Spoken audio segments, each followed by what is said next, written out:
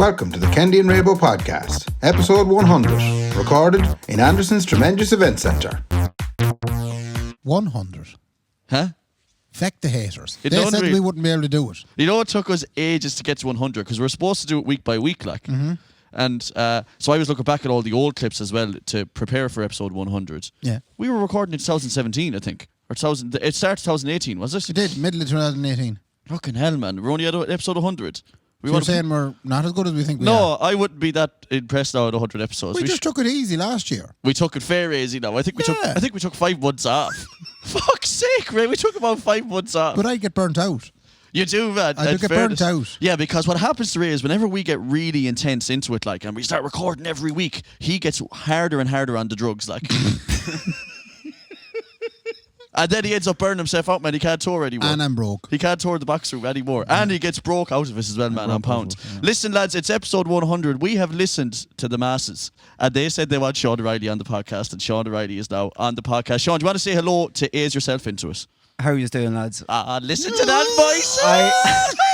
I have to say, I'm delighted to be here. Lovely. Right. I'm absolutely petrified. Right. But at the same time, it's kind of like doing a gig that you're very excited about, but you're on the stage going, what am I doing here? Like you don't know the set. Nervous Oh, energy. I don't know anything. Listen, we don't do a set, so don't worry. You know when you get those gigs as well, Oh, where you're yeah, like, can I get a set off you? And they say, we don't really have a set, like, just wig us. That's oh, no, what well, this I can is. do that. I do that with Boxty most of the time. Yeah, so well, that's this fine. is going to suit you down to the ground. So you've got this nervous energy about you, Sean, because you don't really like being in front of microphones, really. Absolutely hate it. Yeah. I remember being in the Hawkswell, we done the Noel Kenny original gig. Yeah.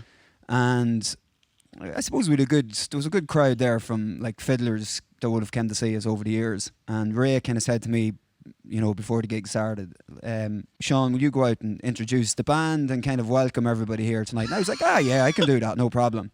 So I hadn't really thought about it.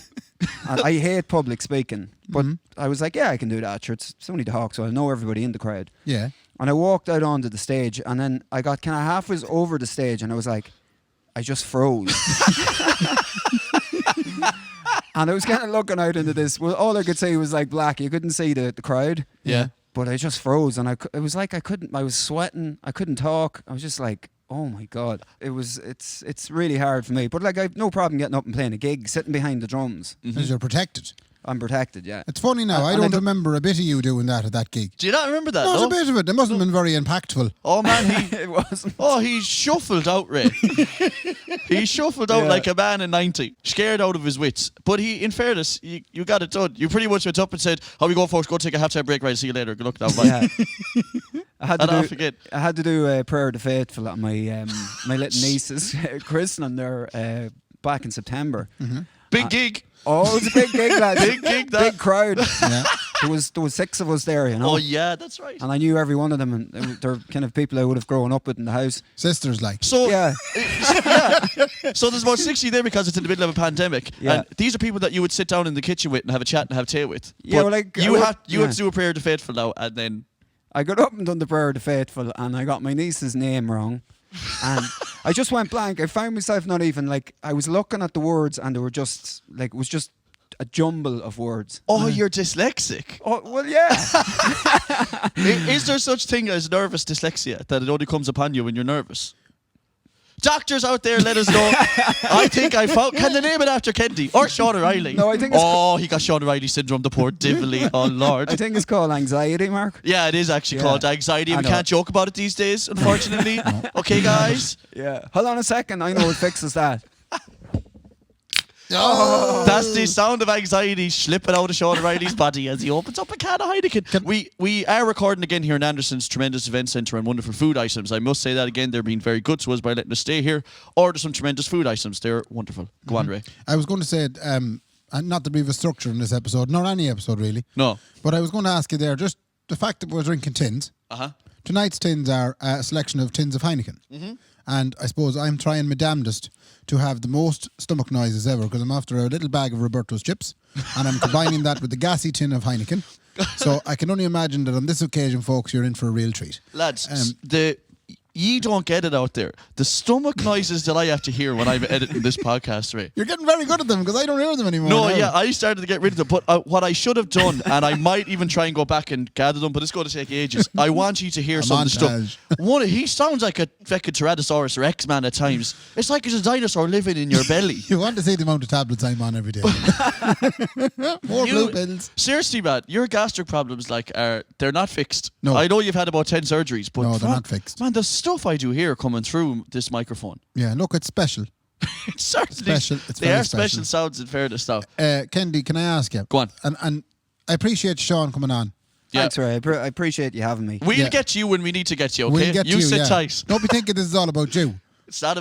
Listen. No, actually, you know what? I want to make something clear here. Go Okay. on. I didn't say to Ray that I want to talk about me. What? Well, this big sheet of paper might say otherwise. The reason I've come on this podcast is to clarify a lot of things that Ray says that's absolute bullshit. Oh, we'll get to all that now. Listen. We'll get to all of that. Sean, you'll get your chance, man. Okay. You'll get your chance to talk. Hang on a second now. No, don't hold on a second, me.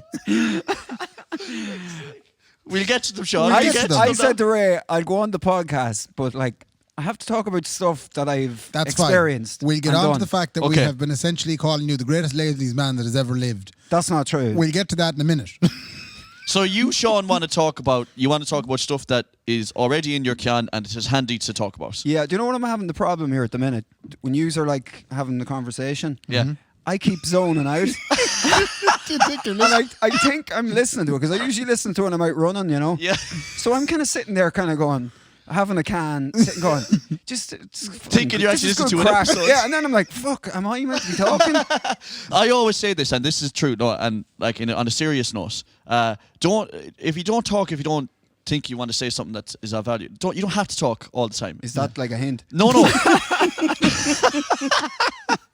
I say that to everyone that comes on. Talk when you need to be talking. Yeah. Talk Right, when spoken fine, to. I won't talk. All right, Ray, you were going to say something there before fucking Bucky Boo over here. Kendy doesn't heed his own advice sometimes. That's the only problem. I always apologise for it though. I always go, Ray, I fucking talk too much. Come on, Ray, I'm talking too much. Come on. While we were drinking the gassy tins of Heineken, Come out to me now. Come on. I do believe that you have seen it as the 100th episode, and I know we're going to leave all this till the end, but I decided not to. Okay. You have a clip there, do you? Oh yeah. Do you want me to play it? I just think at this point, just before we get stuck into number 100, Yeah. that it'd be nice. Did you get the first minute or how long of the episode, the first episode we did? So here's what happened, right? I was looking back at picking my 3 clips that I remember from the podcast. Yeah. And number 1 on the list was actually the very first minute that we ever recorded the Kendy and Raybo podcast. Right. Because of what happened in that minute. Class. You brought us beer, I did. and turned out one of those beers was not safe for consumption, Ray, and here is why. Oh, yeah, I remember this. Yeah. This is episode 1 of the Kendy and Raybo podcast, recorded in Kendy's box room. It's a fine tin of Bulmers because it's nearly a summer's evening. We I won't bought the say second. The second one is only for, what would you call it? Display purposes. What's the date on that, Ray? She was a bit soggy, though, going in straight away. Did I get you an out of date Smithwick's? I know, maybe it was just the first gulp is all. And it came straight out of the fridge. 22nd and 9/17. I have about a month to drink it. 17. Yeah. 17? She was 18, for fuck's sake. Oh, gee, I fucking knew it. So was it? When did you get that? Is How it a long- year out of date? Ah, no. How That's long terrible. is that? Is that in your fridge? No, I bought that down in Centra. Did you? And Centra's all done up. Down below? It's Caltra Centra. Oh, there'd be hell to pay with that one. A fucking can of Smithy a year out of date. Can I bring it? Do you want to drink the rest of it? And No, then I don't want to. I don't want to get fucking like septicemia. Jesus Christ above. Would you like a tin of Bulmers? I'll have to have a tin of Bulmers, yeah. Isn't it bad now? That's That 19 is, man. now. I'm going straight back down to them, man, with a jerry can and a lighter. Oh no, I'll go down. I'd call it on the way back. Tell them seal it up again. It's all right. You only isn't took a it- small swig out of it, is all. So that is the very first minute that we ever recorded. There's a lot to unpack in that minute. I know it doesn't seem like there is. First of all, we were very tentative. Did you notice how much we were Yeah. because we talk now with what we call our broadcasting voices. How's it going, folks? And we make sure that we have energy, Ray, for the people out there listening. We did not have that energy to start off in the first 20 seconds, so it was a godsend that Smittix was out of date.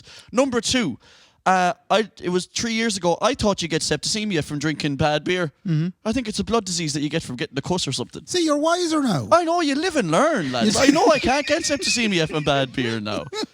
We have come a long feckin' way, in fairness. We have. That was the very first minute we ever recorded. I love even listening to the first opening that you done, you know? It's different. Episode 1. But it's different, but probably still the same. Which actually brings me on to another point, Ray, that I was going to say, and we're going to leave this up to the people out there. Is it time that we rebranded or upscaled at all? What? Me and you are creatures of habit, right? And we both know that the world is changing a lot, Ray. And you know, What like is your suggestion? in terms of social media, like it moves on very quick. Do we need to change the theme song? Do we need to change the intro? We do not change the theme I'm song. only putting it out there as You an don't example. change the Ray. theme song. I'll tell you what happened to the theme song. Where everybody what? I'll tell you. This is actually, I've been waiting for this moment. Okay. Right? Yeah. This is like changing the table in the house, you know. Like. This is what I'm saying. I knew that I was going to get this reaction. I fucking knew. Or Ray's, you remember his ringtone on his phone? Oh my God! What is it again? What's King of Queens? King of Queens. Have you changed King of Queens? No. How long has he had King of Queens on his phone, Sean? 12 years. I've known No, Ray. no. Yeah, but it's longer than that. Oh, well, I've known you for 12 years. It's been as long as you know me and beyond. So you've gone through phone after phone, iPhone 6, iPhone 7, No, iPhone 8. I would have started with the Nokias. Oh my God! Yeah. So you've had King of Queens theme tune. Yeah. Your body's getting weary. Everybody getting tight. I'm sitting here in traffic on the Queen's birthday tonight. I don't care 'cause all I wanna do is come up back home and ride back home to you. So you've had that on. Baby, all my life I have been driving home to...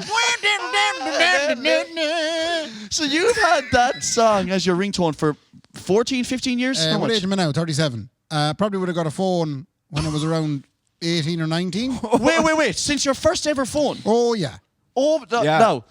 You all think I exaggerate out there, lads. We don't. And Sean, we're going to get on to some of this later as well. Because Absolutely, we're yeah. going to have some chats about Ray. But that's Ray.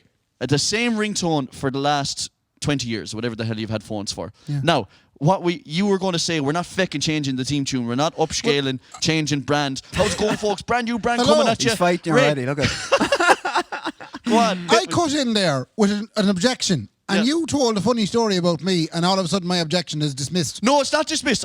Go with your objection. Can I tell you my I knew objection you were going story? to objectify this whole thing, Ray, when this started.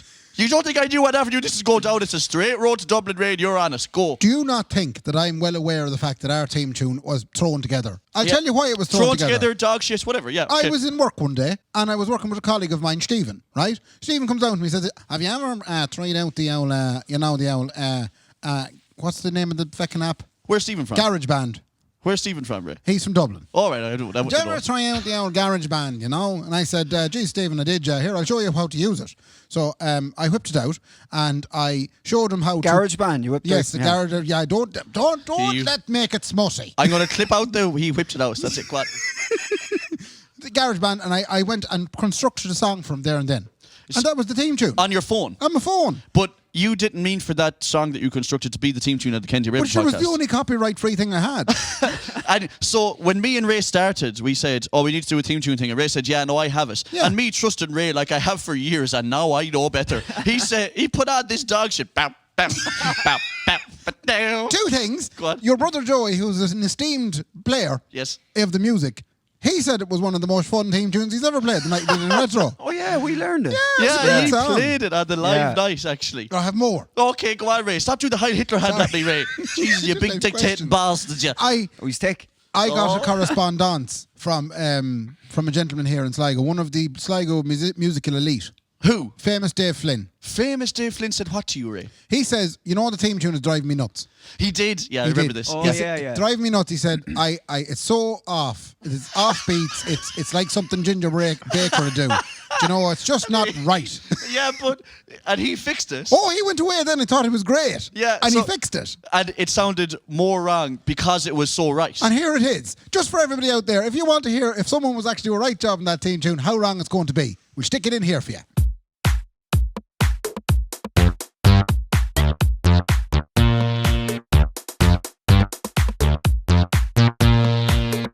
So my question to you, Dave Flynn, is: have you not ever heard of like avant-garde, outside of the box kind of when it's right, it's wrong kind of music? You know that kind of thing. our theme tune I is- thought you were a jazz guitar player, Dave Flynn. I thought you were a jazz player, but you don't even understand the art. He's all about the quantization Oh, make a quantize out of it, man. and sticking it in the, what do you call the yoke on the recording software that you put it in the box?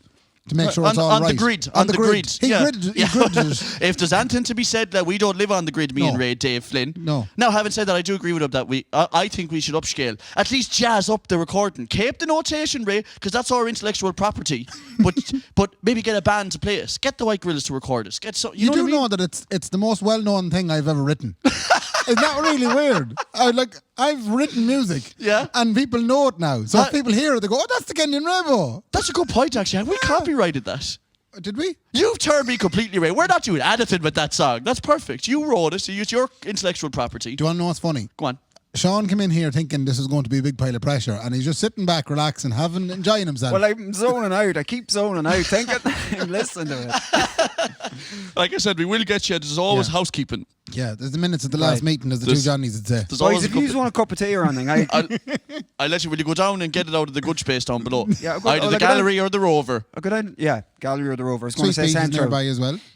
Yeah. What? Sweet Peas. is Sweet nearby. Beach, you can go down to as Yeah. well. Sean, you Gardan. go get that. We'll get back to you in 2 minutes. Right. I'm only joking. Sugar candy. We're going to get on to you now. I was only messing with you. Can I start? You can start, Ray. Thank you. Well, we've reminisced and we've looked back for a minute, and here we are, and it's 100 episodes. And one thing you'll find from the 99 that we did actually do up to now is we've mentioned you a lot, Sean, and for that I'm sorry. Oh, no, Because I'm delighted, Ryan. Delighted to be just part of it. we were stuck for stuff a lot, and your life is something else. Well, I do live with you, so I'm kind of in your life a lot. Yeah, but you live a life that's unlike other men. There's a blessings bestowed upon you that other men can only hopefully wish for in the afterlife. Do you know? Well, people are 40 Vestal virgins, that sort of stuff, you know. They talk about that in myths and legends. Do, man, the songs, You see, folklore. you have painted a very different picture of me than I actually live. Do you think that the picture we paint of you is completely unrepresentative? Oh, totally, yeah. That's not me at all. Right. It's all lies. It's Kenny, all, do you want to take this? it's all lies. Well, no, I mean, here's the thing. Ray lives in your pocket, right? Of a skinny jean, tight squeeze, but Tight he's there. squeeze, I'm That's there. right. And I've gigged with you for the last, I don't know how many years. Yeah, me like, and Mark have played I together. think we pretty much know you, Sean. Like, we know you pretty well and the lifestyle you live. Without being insulting to Sean Reilly, here's what happens with Sean and why I want to be him. Yours? Okay, that's number one. Okay, let's move on from that, okay? We said we wouldn't cover it in detail, but what Kendy just said there I think is very, very good. I'm not saying that Sean goes out and gets loads of Bures. I'm saying that loads of Bures want to go out and get Sean. And I know that is so awkward. That's so awkward for Sean to be here to say this. But, I mean, ask Tabby Callahan, ask Dwayne, don't touch me Gallagher, or ask me, right? Yeah. We will all tell you the same thing. What happens when a woman is approached by or approaches doesn't Sean? matter. I'll tell you what happens. How are you doing? How are you How's it going? But worse than that as well. That's what I laugh at, lads. Is it like, what is that? That's not even a Cavan accent. That's exactly how you sound. You will. But I actually have to put that on. How's it going? No, that's it. Yeah, that's what you sound like. Yeah, because I'm putting it on.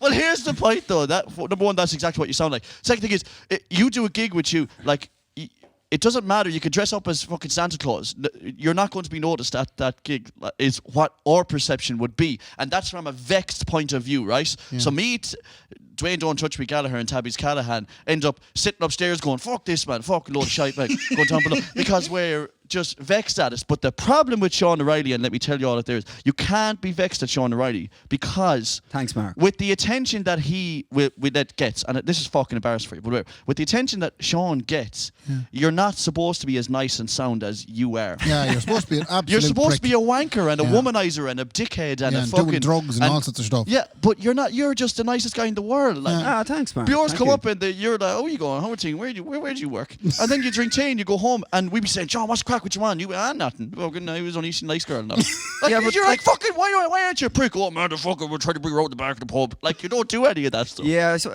I don't know. I don't.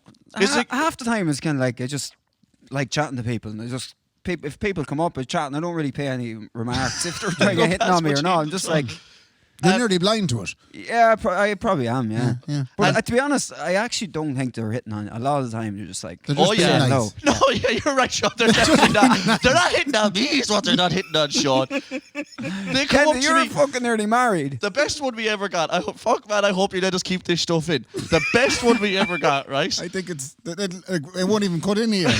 Everything so far will be gone. Go on. The best one we ever got, right, was me and Sean used to do a Thursday residency in in Blind Tiger down the Oh, road yeah, there. yeah, yeah. A wonderful spot, Ray. A girl came up to chat to us. I'm doing air quotes. To chat to us, you know? And she was interested at the time in getting a hold of Sean's Instagram. Right? So that she could send him some direct messages on said Instagram. Yeah. Now, she knew that because two of us were standing there, she had to look at me and go, what's your Instagram as well? So, like, she didn't want to be fucking ignorant. And I had to play along with that as well then and go, it's this. And she had to write it down and follow me. But both of us knew, you're not in this, like. Yeah. I just have to ask you to be polite here so it doesn't seem like I'm hitting on this other gentleman. Kendy. And I still follow her to this day. But that's a tactic that fellas we would use as well. Oh, right. Because Of this is another course. thing. I've been in a relationship for a long time ago. We're going to get down to the relationship sensei, the pure sensei as well. So if you're chatting to girls that say, "Are you guys on Instagram?" Oh, you guys, yeah. And you only want one of them. Clearly. Oh, it's marvellous. It's gold, lads. Just don't be thinking we Write wouldn't... this down. Everyone get a notepad. When are we starting recording? We weren't making this up at all this last 2.5 years. This is the real thing. Let's look at this whole single lifestyle thing that we're on about, right? Do you do the online dating thing? I do, yeah. Everyone I've ever talked to that does the online dating thing says it's wallop. It's a tough world. It's not the same now as if you're out socializing, you know. I think for you, definitely it's not, because you would Yeah. actually like to be out and saying, how are you going? How are things, lovey? Where'd you work? Yeah. You know? How are you caping? So you probably don't find any success in that online stuff. You know there's one of them, right? When Who are you you fucking talking hear? to? Huh? Who are you talking to? You know, Only but I mean- success. Why, you think he does? It's nothing but success. He's the most successful man I know. Ray doesn't actually know that for a fact. You know, on the Bumbles, right? Are you on the Bumbles? I'm on Bumbles, yeah. Did you know this, Ray? If you're on the Bumbles, you have to wait for the Bures, ladies' first job, Yeah. to write back to you. Yeah. It's not for everyone. And then, so they probably don't even bother writing back to you. Because there's a power struggle that goes on out there between people who are trying to mate, I would presume. No, you do talk to you. Oh, they talk to him is what he said. that's what I'm saying. Fuck's You're sake. wasting your time answering Jesus these Christ, questions. a load of wallop questions and none of them make any sense. But it's actually, I think it's actually changed even because like the last time I was on Tinder was a few years ago and it was quite different. You'd always have to write. But now that Bumble's come into it, Tinder, the same people who are on Tinder are on Bumble. Mm-hmm. So people on Tinder just write to you as well, the girls. All right, okay, so it's become the same thing anyway. Yeah, it's the same thing. Especially Same in- people. Especially in towns like Sligo, where you're just coming across the same people all the time, you know? But I've had people like Like who? I thought you were going to say a name. No, I'm not going to say any names. Oh, Jesus. I can't say their names, Mark. I can't pronounce them.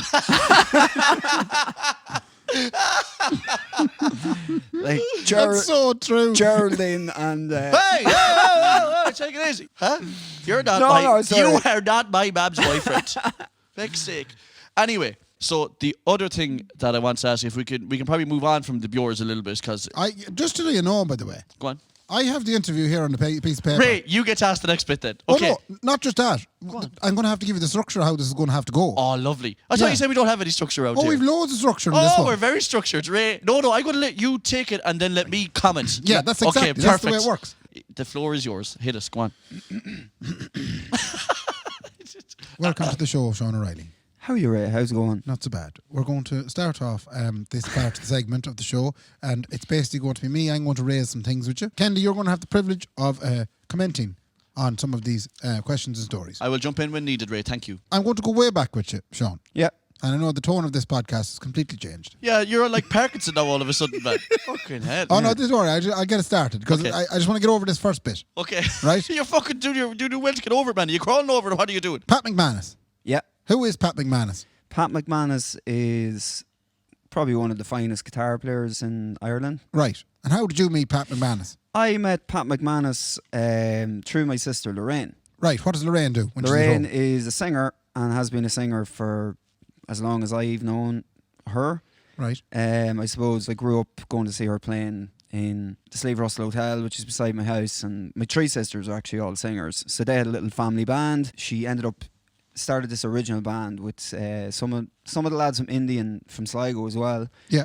This is before I ever moved to Sligo, where they were writing songs for her, and Pat McManus was the guitar player. In Indian Yeah, he was an Indian, yeah. at the time, right. Yeah, and then he was asked then to be in Lorraine's backing band, Yeah. and then Lorraine asked me to play the drums and another guy, Paul McCann. So we ended up doing like a tour of Ireland, and Pat asked me to join the band, and I done 5 years with him recording an album. Right. And he used to tour Europe and all that kind of stuff. Yeah, we went to Switzerland. We were in England. We played a lot up the north, like in That's great Belfast for a young and lad. stuff. Yeah, it was great. It was an unbelievable experience, and he was a gent. And come here then, last night you told me a story about one of the nights that you were with him when you pulled up to a venue and there was a certain gentleman sitting outside. Oh yeah. Yeah, could you tell me that story, please? That Thank was you. in I can't. Was it 2005? I was playing at the Rory Gallagher Festival, and we were playing up in the theatre in Ballyshannon. And so, of course, Pat was always on time. He was very strict, you know. He was a bit like Mark. He wouldn't be inclined to stop on the way anywhere. No. We could, me and Sean have had this argument so many times. yeah, that didn't sit well. It was the only thing I didn't like about Pat was like we could leave Fermanagh at 2:00 on a Friday or Saturday. Yeah. And we could be driving to the far end of fucking Cork. Yeah. And the van would not stop until we pulled in at the venue. I like him already, man. And my tongue would be hanging out a mile for a coffee or a sandwich. Yeah, but that's wild, Sean, because me and Sean had left Sligo to head for Limerick, right? And we wouldn't make it as far as Tubbercurry. He'd be saying, we're pulling in here for a tear, what are we doing? Like, we're not even off the fucking motorway, man, come on. Like. Yeah, but it's a social event. I worked on building sites too long where you just go to work, do the work. That's the way. When you're on a building site, you start the work and Yeah. then 10 minutes later it's time for a tea break. No, it's not. Just the difference is when you work on a building site, you go to work and you have to work till fucking 6:00 that evening and you don't see anybody. So That's alien to me and Mark. I don't know what he's talking about. Do you know what he's talking about? Man, I have a pair of hands on me, Ray, that haven't done a day's work, either of them. you get blisters pointing.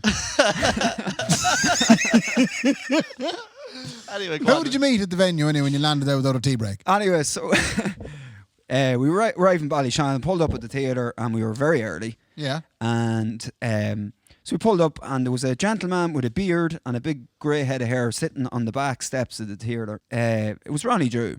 What? So the lineup that night was Boxty, Ronnie Drew, and Pat McManus. I'd never met Boxty. I didn't know anything about them. Yeah. And so Pat was kind of like wanted to get into the venue, wanted to get sound checked, and he rolls down the window and he says to Ronnie Drew, he says, "What's the crack with the theatre? Is it open?" He said, can we go in and sound check?" And Ronnie Drew looked at him real slowly and he just said, "Do you think I'd be sitting here if the doors were open?"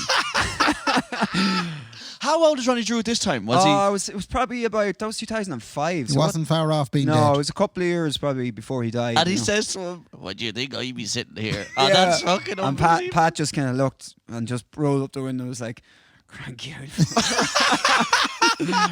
But there was another great story actually from that night. He was standing in the theatre and it was kind of like, I think it's the mayor of Ballyshannon. It was around the time the smoking ban came in, you know. Oh, yeah. We were all standing up in the dressing room and Ronnie Drew wasn't taking any heed of smoking bans or nothing.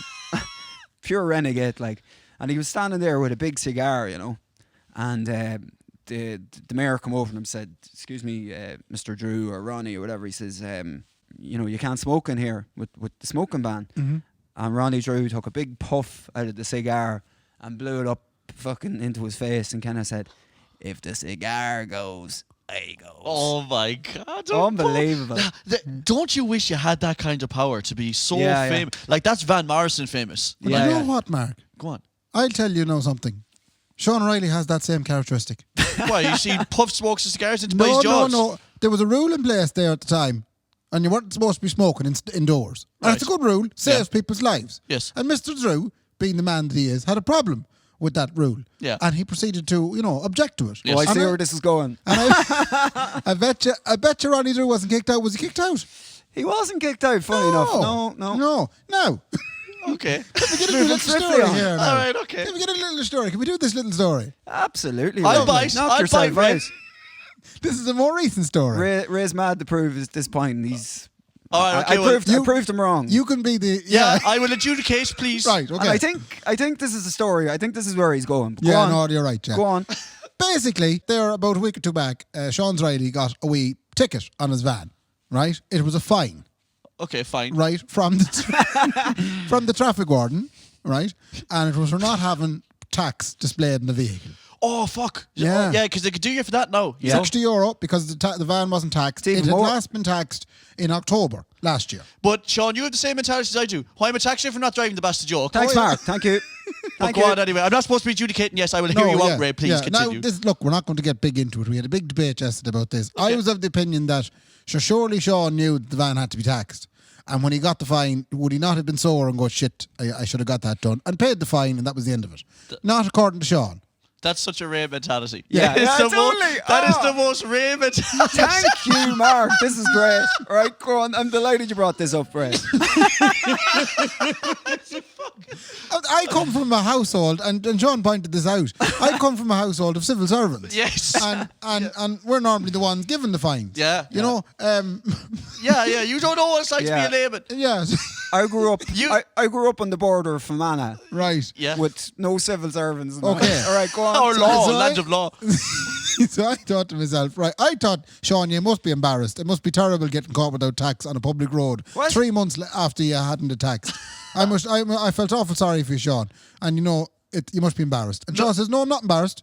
I'm going to ring them, Mary, we'll call her, down in the council offices, and I'm going to sort this out. Mm-hmm. And I said, but Sean, you've nothing leg to stand on. Sure, the van wasn't taxed. Sean says, oh, I do. I do have a leg to stand on. Sure, look, COVID. No. COVID. Yeah. I can't be expected to be having the van tax bang on time. No, Jays, I couldn't agree more. That wasn't the reason. That was one of the reasons was because of COVID. But the other reason was because I hadn't been home and I didn't get the letter for the renewal. Yeah, Oh, yeah, the letters now come by email, by the way, just done. No, but it's some people like the letter, Ray. Is all. Some people like the piece of paper. What? Go on, Ray. Go on. What's Prove really- your point about that email. Yeah, go on. He got the email. He forgot about it. Didn't tax him. He got the fine. If I was in his shoes, I would have gone. Yep, you're right. I know well you would have done and that. I'd have paid the 60 quid probably the day I got it. You would have paid the 60 quid before they even fined you. You would have said, I'm probably not going to do this, so here you go. Yeah. He would have paid them probably 100 quid. He said, I'm sorry, but I really feel really bad. Yeah, here's an extra 40 if you're in trouble. I'm sorry for annoying you, Jaxie, but So, to my surprise, didn't he ring Mary today below in the council offices? He did. Go on, Ray. No, you done it now. Oh, you go on. You started it now. The bastard rang I'm Mary listening. down and he says, how you doing? How's it going? And of course, I didn't realise that this would work against me. Yeah. He turned on the charm. How you doing? How's it going? Just they forgot now that the old text is going down. that's a perfect impression, but you sound just like him. Unbelievable. Go on. But Mary fell for it. Yeah, and he says, I have the van tax now, if that's any good. She said, oh, that's fine. No. And he got out of the fine. Yeah, because did. Ray, that's how this country works, Ray. That's cronyism. That is cronyism at his finest. But he became a crony of her within about 30 seconds by going, how are you going? How are things going? And she said, this is my best friend. I simply said to her, look I got a fine for having no tax. I'm aware I'd no tax. And I said, the van is taxed now. I said, and you have to back tax the van anyway. Mm-hmm. I'm going to be paying it. I'm going to be paying it. So I said, I didn't have it taxed at the time. But she goes, all right, but you have a tax now. Yeah. She goes, send me a picture on it, the tax date, and that'll be the end of it. No way. Yeah. I'm not going to tax my car for the next 3 years. I Ray- was disgusted. Ray's You absolutely, he's livid. sore. He's absolutely sore. Yeah. Look at I'm you. sore for all the people like me that when they get a fine, they're embarrassed and they pay it. Aaron, you're That embarrassing there's- yourself now at there's this stage, essentially Ray. another way of doing Huh? it. You should be embarrassed. Ray's a man by sticking by rules, isn't he, Mark? Yeah, very, very much a stickler Yeah. for this is the way it runs, Jaxie. Especially with And the very COVID much, too. Yeah, Ray is very much a man. As we sit here in the beer garden. I love this. I absolutely love this because Ray is very much a man for you don't even have time to lick your wounds now, lads, because you were wrong. You know what I mean? I won't be listening to you licking your wounds. You were wrong. And that's it. Yeah. I knew that story was going to come up. I love Do you feel any better now, Ray, that you got that out? Again, we've had that discussion again. Yeah, no, I just wanted to share it, I suppose, with the listeners out there. See what the feeling is. I'd love to know. Anybody on a Ray side, send it in to us. If you think that... It'll be a short number, but okay. If there's any guards listening, my van is taxed now, so it's Anyway, moving swiftly on. moving swiftly on anyway. So you were playing with the Pat McManus band. Not anymore, no, but I was. But you were. Yeah. Yeah, and that was mighty. A book called Will Fitzpatrick, right? Yeah. Below in Cavan. That's right. Happened to be in McMahon's bar one night where I was in McMahon's bar. Yeah. Now, I presume Will Fitzpatrick had seen you play with the Pat McManus band. He had, yeah. And he knew the talent and the fame that Sean's Reilly had in Cavan at that point. Yeah, well, actually, I knew him from school. So. Okay, that helped. So I was standing there at the bar minding my own business. At the time, I was in with a band called Tarantino. And they were playing in McMahon's bar. That's right, I've seen them, yeah. And they had a drummer, right? He did. had a perfectly functioning drummer. Yeah, great drummer. Well able to play he was, right? But Will came up to me and he says, if you're ever stuck for a drummer, give this lad a shout. So that's the beginning of. He passed me Sean's number. That's Yeah. where it came from. Yeah. That's where it came from. So I took Sean's number and I said, well, we have a drummer, so it's fine. But little did I know that 2 months later, said drummer had, reservations about continuing to play with the band. Your drummer. The drummer that was in the band, Tarantino. Yes. Yeah, fair shout out to Sam out there. Bye, Sam. Sam Come on, said, Sam. I couldn't be arsed doing this anymore. I'm not doing it. Right. So I said, right, I'm going to give this guy a go. So I rang Sean's Reilly. Yeah. And he answered the phone. How you doing? How's it going? Where are you going? Come here and get a wee fine there for the sax. So, so I asked Sean, I said, would you come up and do an owl gig there for us? And this is a nice story now because Sean agreed and he lined it up to Ballina. And I wanted to tell everybody his first impressions of us as a group and me in particular because he landed into Quattro. This is our first time as a bar in Ballina. What year? Whoa, 2008. Eight, was it? Fuck, Yeah. man. Yeah. As I walked into the bar, I realised that, fuck, I don't know what any of these lads look like. So I'm kind of walking in, and it's probably about 9 o'clock, 8 o'clock in the evening, and I'm kind of walking around the bar in Quattro, kind of going, fuck, right. But sure, it wasn't hard to spot Noel Kenny and Sam Byrne sitting down at the back. They were musicians. Yeah, with 2 pots of tea, and I was like, that's definitely the band. Yeah, it's a hair. So I of walked everything. straight down and I goes, boys, I presume you're in the band. They're like, yeah, how's it going? We're from Wexford. Yeah. Do you want a cup of tea? Absolutely. Oh, you bet your So we sat down, the boys were sound, and the next thing, Ray arrived in late, as he always does. Oh, he's always late, that fella. I'm never late, but go on. Anyway, he arrived in, and Ray was kind of, he was quite straight, but very nice, and a bit like, do you want this? And we're giving you this much money, and You were suspicious. I was suspicious straight up. I was kind of going, fuck, he's telling me how much the band's getting. We're getting Jackson, we're getting €600 and you're getting, and I was like, oh, there's something up here.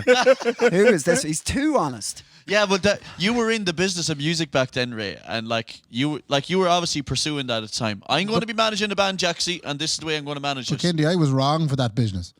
That's what happened. I was not supposed to be in the business of music. Too Honesty. honest. Too honest. honest. I was too Yeah. honest, too nice. Yeah. I wasn't a shark. So you were telling Sean, this is what we're all getting and this is what you're getting. Yeah, I had told him everything about me at that stage. I would have given him 20 quid. He played well that night, God bless him. So that was your first ever gig with Yeah. the boys. Who did you play with that night? Was my brother Joseph on the gig? It was Joey and Noel, and Sam, the original drummer, was there looking at me. Yeah. Which was a wee bit fucking Audition. scary, because I was like, shit, I don't really know the set. And you were playing bass. I think so. But Yeah. the marvellous thing happened then. Sam seen about how much crack we were having. Yeah, it was mad. And then yeah. Sam came to me then the night and going, I don't really want to lose this gig. Yeah. No way. So I had to ring Sean's Reilly the following day. He got the Exactly. imposter syndrome. And he I said, sacked him. so you think I'm going to let that happen, gentlemen, at the top of my Yeah, gig? yeah. I want my boys back. Yeah, I sacked him the And following you day. sacked Sean the next day. Rang him, he says, how are you? And I said, I'm afraid I have to let you go. And that was the last time we ever heard from him. That was it. That was Yeah. it. He was gone. Yeah. And then Sam changed his mind. When did Sam change his mind? Oh, about a day or two later. So what happened? No, I mean, obviously Sam was a nice gentleman. and all. What happened was he saw Sean Reilly coming in having the crack drinking tea with the boys. He said, no, I want to drink tea with the boys. And then a day later that wore off and he said, wait, I hate drinking tea with the boys. Yeah. Let him drink tea with the boys. So I had to go back grovelling. I actually think he done the gig the following week. Possibly. And, yeah, he did. And then after that, then he was like, no, fucking, I was right the first time. Yeah. So that is the start of, for people who don't know this out there, Ray and Sean have known each other for a very, very, very long time. Back to that day in 2008. Yeah. I've known you since like 2012 maybe, in or Yeah. around that day. So you've about 3 years of history there Yeah. before I came in and shook the whole thing up. Yeah. I shook up everything. Like, You put the spark But it into all- oh, it you were all missing ca- something when I came. I said, I have it for you. It all happened very fast after that.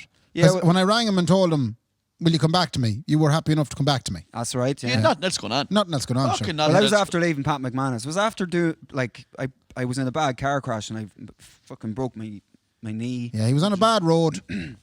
As in metaphorically or and when he crashed? life. Yeah, Oh, both, when he crashed, yeah. he was on a bad Yeah. road He was as on well. a bad road in life. Yeah. So the band was myself, Ray, your brother Joey, and Noel. Yeah. And I swear to God, I wasn't in the band 2 weeks, and the boys were like, "We're going to California, you coming?" And I was like, see- "I don't know if I trust these boys." Like, You see, I landed in at around like that stage. I was just getting to like my leaving cert years, you know. And I heard that Joey was going to California with all the boys, who I Yeah. presumed he had gigs with and known No. all. So you knew the boys about It was 2 weeks, 3 and you're months heading out to later. California with them. 3 months later, we all went on a boys' holiday for 13 days to America. And- what worried me was, sorry, Mark, cutting in you. What worried me was like being in the band 2 weeks doing them Monday night. The boys were like, do you want to go to California and like give us €50 out of your wages every night to pay for the holiday? And I was like, there's something sus about this. The boys didn't say that. I swear to Ray God. said that. Ray Yeah, it said was that. Ray said Yeah, that. I was all right. So I got you a great deal. I know. I got you 13 nights abroad in California for $750 a man. Yeah, but sure, if I had Top flight wouldn't do it. if I had known then what I know now, I'd been like, you were probably out money. No. You probably paid for half my trip. Oh, did you? Yeah, that's the, and then I know we've been bashing Ray a lot over this episode. The amount of money you've lost by doing stuff for us like is unbelievable. Yeah. And I don't doubt for a second that €50 out of your gigs was not. Well, the only You're people I telling us feel sorry for- it cost $750. I bet you it was about $1,500 a piece. Like. I feel sorry for my mother and father. That's all I'll say. You're a very generous man, I have to say. He robbed the mattress. Oh, jeez. Anyway, so Jesus, yeah, we went to California, had crack. Unbelievable. You came crack. back then from California and we joined a band called Whitewater. That's right. Yeah. And then we moved in together in Sligo. And that was September 2009. Wow. Yeah. You've been living together pretty much on and off for Almost 12 years. 12 Yeah. years. Now, Sean went away for a while. He went away for a while, couldn't stick me. Yeah. I was away a couple of times. I was in London for a year, and then I was in Australia. You went to London and learned the drums. That's right. Fair play to you. You'd been drumming all those years and then you finally Yeah. went and learned it. Well, I had to go after Ray sacked me the first time. It was like questioning my ability then, you know. Did Ray sack you out of Whitewater? No. Oh, no. you mean the first night? The social, yeah. Oh, right, okay. So Ray said, go away for a year, Yeah. Jaxie. And when you came back then from learning how to play the drums, Slotted back into the White Gorillas, and then I done a few gigs I'd done 3 months with Deja Groove, and then I ended up with Blue Moose for 9 months or something. lovely. And then Then went- you got the big job. Then I got the big job. Well, I went to Australia first, and then I got the big job. Right. When I was in Australia, I got a call from Johnny Gallagher saying, "You fancy joining the band?" Oh. No, he didn't actually say that. He just asked me, we need you to do a gig. And Right. I was like, I'm in "Sound." Australia. I'm in Australia. I might be a few days before I get to you, Johnny. Yeah. If for people out there who don't know who Johnny Gallagher and the Boxy Band are, like that he is one of the legends and kings of blues and rock and roll. Like, He is in fairness. He's An absolute- marvellous, in fairness, yeah. yeah. And where's he from originally? He's from Bundoran. James, Johnny, and Porrick, they're all from Bundoran. Three and brothers. 3 brothers, and they're absolute gents, and they're a pleasure to work with. Yeah. They wouldn't say the same about Sean now, but you look at. No, but sure, look it. That's Sure, for they another would- day. They wouldn't get a woman in sight band the second he joined the band. But come here. So we've seen Johnny doing all of his live gigs every single Sunday that he's been doing. I mean, like, That's right.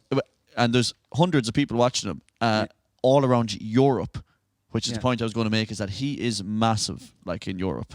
So you go off and do festivals. It's so funny. You'll do a gig with Kendy, right? Mm-hmm. On a Thursday. Of a Thursday, In the right? Blind Tiger to 8 people. Inside the Blind Tiger people. No, the Blind Tiger's packed out of it every week. Great cocktails at Blind Tiger. And you'll do a gig on a Sunday with me then, and we'll be farting in the corner underneath lilies. And then you'll say, I'm going to Switzerland to do a festival to 20,000 people. So what I'm asking you is it better to gig with me or 20,000 people? Oh, totally. The Blind Tiger. That's where I want to be. That's where I want to be for the rest of my life. But it must be unbelievable to head abroad, like, and do some of those festivals. Like. Absolutely, yeah. It's incredible. Like, it's, heading off with the boys. Great crack for a start traveling. The traveling's great, and 90% of, I suppose, being in that situation is the boys being sound and the crack being good. Yeah. And obviously, well, probably maybe the statistics aren't right there or the percentages, but 50-50. Like, obviously there's a balance, but it's brilliant going off. Like, and the amount of different people you meet, and you're getting to meet some, like, playing with bands that I would have never I have a list. dreamt of playing. Oh, You have a list? I have a list of bands. Go on. List of the best bands he's played with. Okay. Right. If Sunday Roast isn't in this, Ray, I will hit Oh, the it's roof. top of the list. Yeah. Right. First one on the list, Brendan Shine. You played with Brendan Shine 2 years ago. Don't I know. remember that. I can't remember that No, one. I've actual bands. And you know what I want to do is, I want to ask you, because I've a good list. It's actually, looking at the list is a bit scary. Right. Because I don't associate these people with you at all. I don't either. So I know. are these bands, Ray, that are on the bill when Sean's on these These are festivals? bands that are not only on the bill when Sean was there playing, they're also, I'd say you could probably tell us a little story from each, Possibly, yeah. possibly. So I'm gonna start naming stuff. All right. Okay. We'll start off with a little band called Iron Maiden. Jesus Oh, yeah. Christ. You played the same day as Iron Maiden. Yeah. Where was that? That was in Munich, Rockavaria in Right, Munich. small town, was it? Small town outside Germany. Small yeah. town Germany. Outside Germany. Yeah. Yeah, so that was 2018, And and would I be right in saying that the evening before the gig, you went for the dinner? we did. And who was at the dinner with you? Iron Maiden. Johnny got a call from the promoter, and we just arrived in the hotel, and we were after travelling for probably 2 days to get there. We drive a lot to Europe, So Johnny got a call from the promoter saying, lads, you need to get down here to the restaurant quick. There's dinner, and Iron Maiden are here as well. So we end up sitting like you are, Mark. And arrived in, we were sitting at the table, and the whole of Iron Maiden were just sitting at the table next to us. Jesus. That for a lot of people is the dream. Oh, there's people who freak out with that. Yeah. It was scary. Like, because I watched one of my favorite Iron Maiden gigs is Rockin' in Rio. Yeah. Right. And it's like there's 120,000 people at that gig, and it's just watching the boys. And the next thing, Now you're watching them eat. Your man's having a pavlova. I can't believe he's having a pavlova. he's eating steak and spuds, right? Like us normal people, I eat steak and spuds. But it was unbelievable. It was fucking mad, yeah. 30 seconds to Mars. That's right, Jarlido. Jared Leto.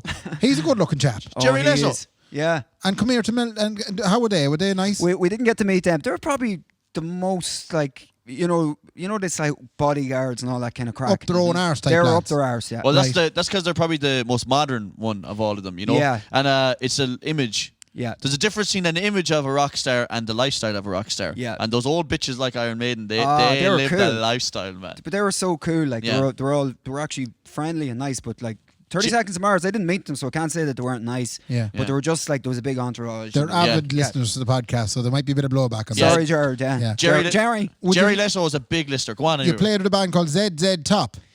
Yeah, it's ZZ Top, right? ZZ Top. Did I yeah. not pronounce that right? Skittle ZZ Top. Diddle, Lads Skittle Idle. from Texas. Yeah, they were cool. Didn't get to meet the drummer or the bass player, but we got to meet Billy Gibbons, the guitar player. They were just all cool dudes. Like, And come here, when you meet these lads, do you approach them the same as you'd approach lads in Lilies of a Sunday night? How you doing? How you getting? Like, would Johnny be of the same caliber? Johnny's just like oozes coolness, and he doesn't. He's not. I wouldn't say he's not phased by them, but he's just himself. Yeah. Now, I would get kind of like a bit fangirl, kind of like, Can I ask you about a fangirl moment? Go on. There was a time where you played with the Darkness. That's right, yeah. Yeah. Now you actually partied with the Darkness. Yeah, we were playing in Saint-Tropez in south of France. Saint-Tropez. Fucking hell, man. There it is. Did you ever do a gig at Kinnigadra? No, Sean. I No? actually did. I done many of them, yeah. Yeah, they're all the same fucking pay. I find out yesterday. Balnagar. So the Darkness anyway. You played with the partying, but there was a bit of partying after with the Darkness. Yeah, the Darkness, And was there a gentleman that you met? Yeah, so the Darkness played, and I was kind of watching them from the side of the stage, and it was like going, I Jesus, can't get over this at all.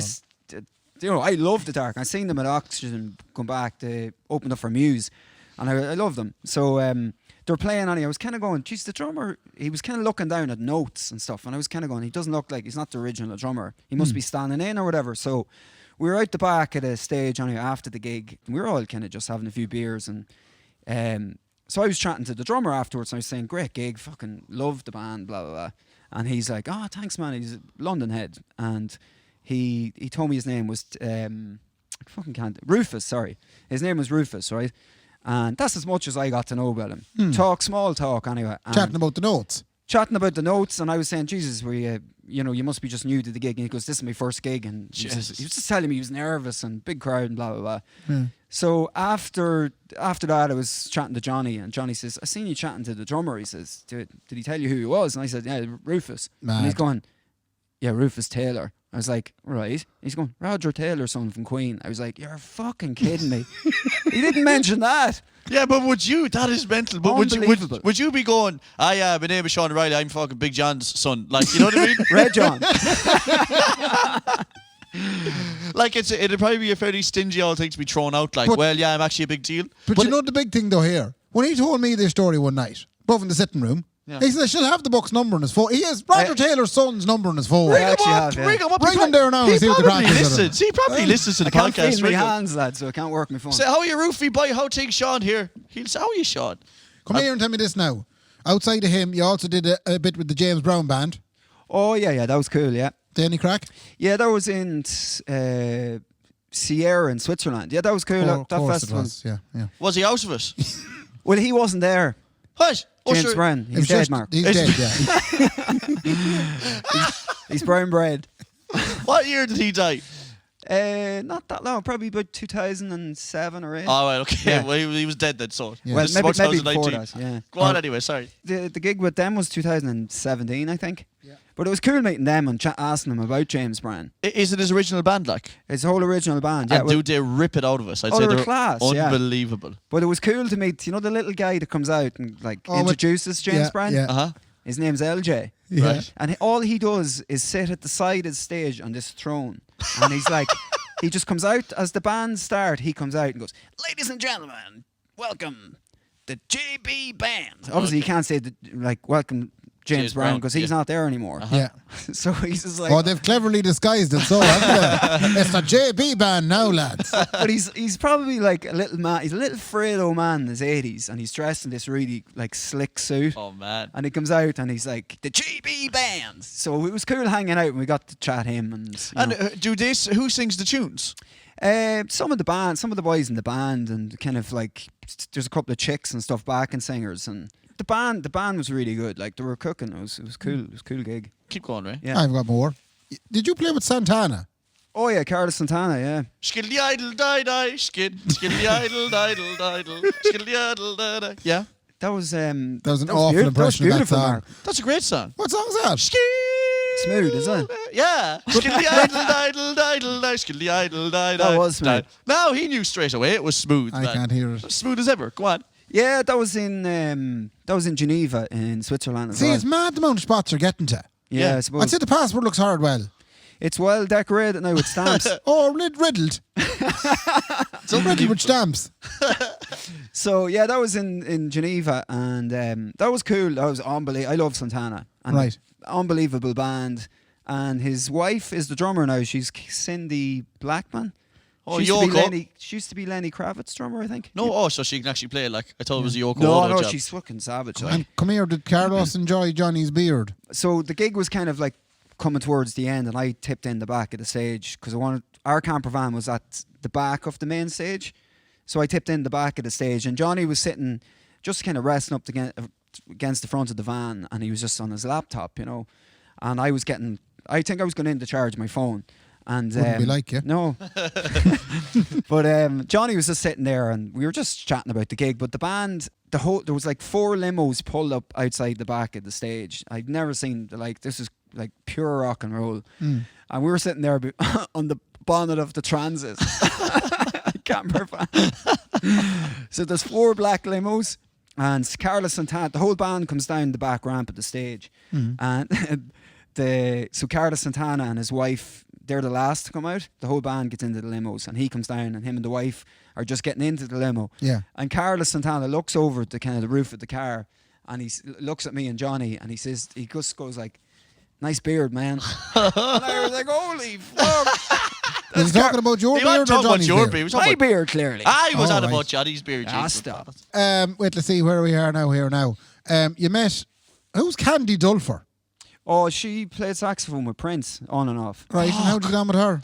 She's gorgeous Is woman. she now? Yeah, but she's like Okay, all right. she's probably in her 50s now, you know.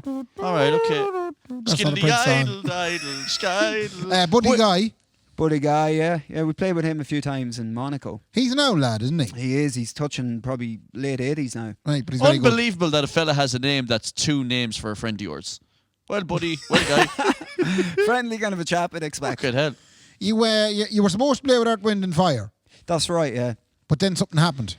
Yeah, that was down in Nice, and that was the time of the terrorist attack in Nice. All right, okay. Jesus, So yeah. But how did you find out that there had been a terrorist attack?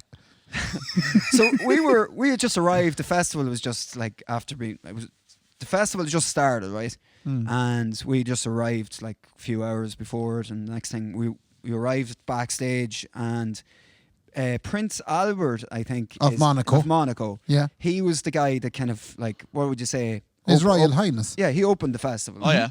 And so he has a connection with Ireland, with his Grace Grace Kelly. Kelly. So somebody had said, you know, Johnny Gallagher and the boys, they're playing tomorrow night, and I'd like you to meet them because they're Irish, you know. And he was like, "Oh, great." Apparently, So we were brought over to meet Prince Albert, and there was glasses of wine or champagne. I can't remember what it was. Jesus. And we were just toasted a drink, and we were kind of chatting, small talk. And the next thing, these guys come over in black suits with big umbrellas. Bulletproof umbrellas, Kendy. What? Bulletproof umbrellas. How would you have a bulletproof umbrella? I don't know. Where'd you get them done? That's what it says in the notes. No, Fucking I think hell. you get them in Tesco's at Halloween. But they arrived over next week. Just some of them whispered something into his ear, and the next thing he said, "Sorry lads, I have to go." Yeah. And we were like, "Fuck, did I say something?" Which one of you farted? Which one of you fucking... So he was escorted off. We were left standing with this lovely bottle of wine or champagne going, Moet. sound. Jesus. The fine is the stuff you drink. And But sure, of course, that was when the thing had happened. that was pretty much, we were in Antibes, just across the water. This is where the terrorist attack happened. Jesus. And all of a sudden there was panic. There was, I think it was 7,000 or 8,000 people. And within, I'd say 40 minutes of being there, the whole place was Cleared out. Scattered. gone. And did you start driving back towards Ireland? Or what was the story? we weren't meant to be on till the next night, so we didn't know what was happening, whether we were going to play or not. Mm. So we all went back to the hotel, and it was scary because we were sitting in our separate rooms, and all you could hear was like police sirens, helicopters, and it was, I swear to God, it was a very scary. It was a scary night because kind of, what is going on? Is a terrorist attack? Are we? Yeah. So we didn't know what was happening. So the next morning we woke up and Johnny rang us and said, "Look, lads, I'm going to meet the festival." And anyway, long story short, the festival was called off. It was 10 nights. It was a huge Air, Wind and Fire were on, and we were on before them that night. So the festival organizer said to Johnny, "Look, the festival's over, but come down." He said, "The catering at like 2:00.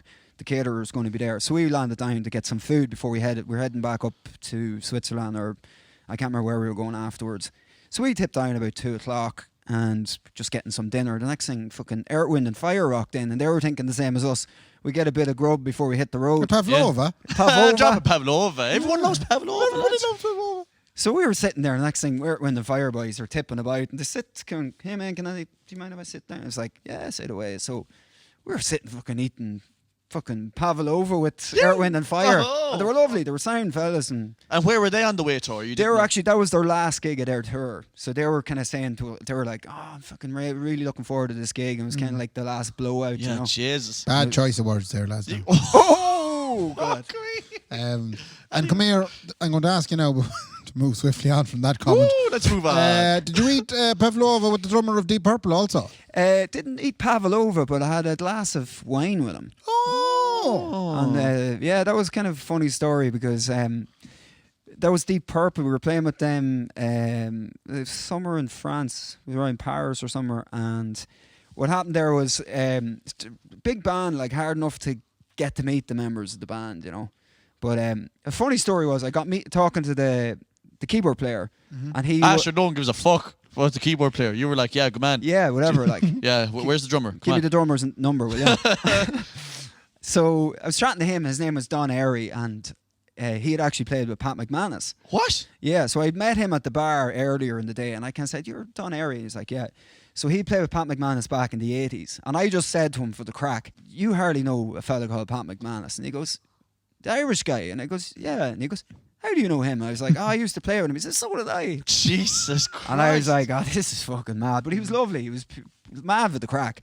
So anyway, fast forward to that evening, and I'm standing at the bar. Deep Purple have finished their gig. Unbelievable. Like, I'm a massive fan of Ian Pace because he's a marvellous drummer and he's left-handed drummer. Yeah. So I'm standing at the bar, and they have, like, their personal assistant is kind of tipping about. Of course, she has her little notebook, and she's, you know, the folder. She's going around with the glasses on her nose. And she's an American one. I said to her, "Any chance getting to meet Ian Pace, the drummer?" And she was like, I don't know, like, they're just eating after the gig. And she said, they might be a bit tired. I said, "Sure, look, let's see what you can do." She said, "If you stay," she says, "stay at the bar." And she says, "I'm going to go in and ask them." And she said, if there's a chance," she says, "I'll give you the thumbs up." So I said, "Right, I'll be at the bar." So I'm sitting at the bar, and this is like in the kind of green room, and I'm sitting there patiently having a beer, and I'm kind of looking down towards the room. Next thing, she comes out and she gives me the thumbs up, and I'm fucking there like a shot. "How are you doing?" How are you going? How are you keeping? How are you going? He's That's a lovely wee kit you have there. What is it? "Great gig." Jesus, I'm very good. So I walk in, I was like, pretty daunting walking into a room with this band in it. So the minute I walk in, Don Airy's standing at the far corner, That's the keyboard player. Yeah. and he shouts across the Hey, room, Sean. "Fucking Irish guy!"